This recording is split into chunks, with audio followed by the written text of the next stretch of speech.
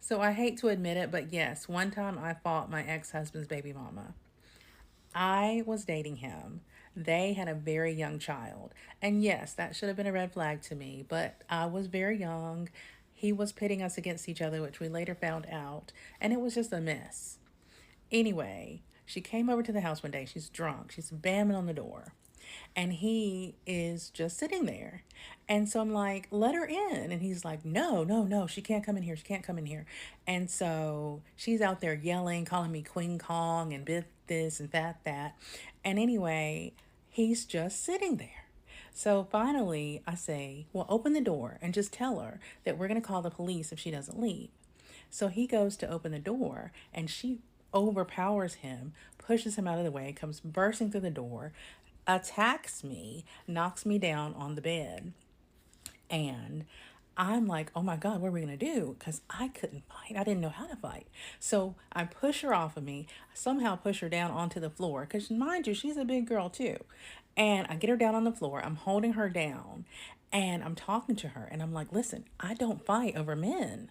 Truth was, I didn't fight at all because I didn't know how. But I was like, listen, I don't fight over men. This is silly. This is dumb. Like, let's talk about it. Let's talk this through. And she is down there smiling like a crazy person. So I'm like, what are you smiling about?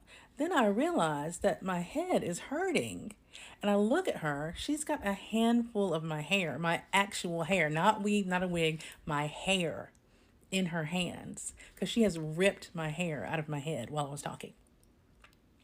So I crash out and I start to bam her head up and down on the floor. And he, all of a sudden, has the strength of Goliath because now he's pulling me off of her.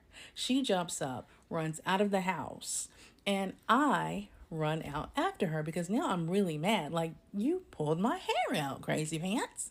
So we're on the porch, we're tussling again. She punches me in my face, and I've never been punched before in my life, and it hurt so bad. I was like, oh my God, is that what that feels like? So I like swing around and now I'm in front of her. She's in front of the window that is broken because she threw a brick through it the day before and she gets cut on the window. So she is like, oh my God, oh my God. And I'm like, yeah, like, let's cut this out. This is enough.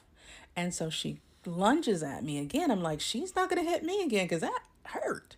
So I duck out of the way. She falls off the porch into some rose bushes and scratches her face all up. So meanwhile, the police are coming. They get there, and she all of a sudden turns into this poor innocent little princess. And she's telling the police how I shoved her through a broken window and I busted her lip, and she's got all these cuts on herself because I've just attacked her. And so I take the police over to the bush and I tell them all the thorns on the roses. And I said, she fell over there and that's how she hurt herself. And she's drunk and she's belligerent and, this and that. I start using all these big words. And the police are like, ma'am, aren't you on no trespassing from this property? And I'm like, thank you, God. So they say she has to go to jail. They put her in the police car. She's in the police car still yelling at me, calling me names, telling me how she's still sleeping with him, even though we're about to get married.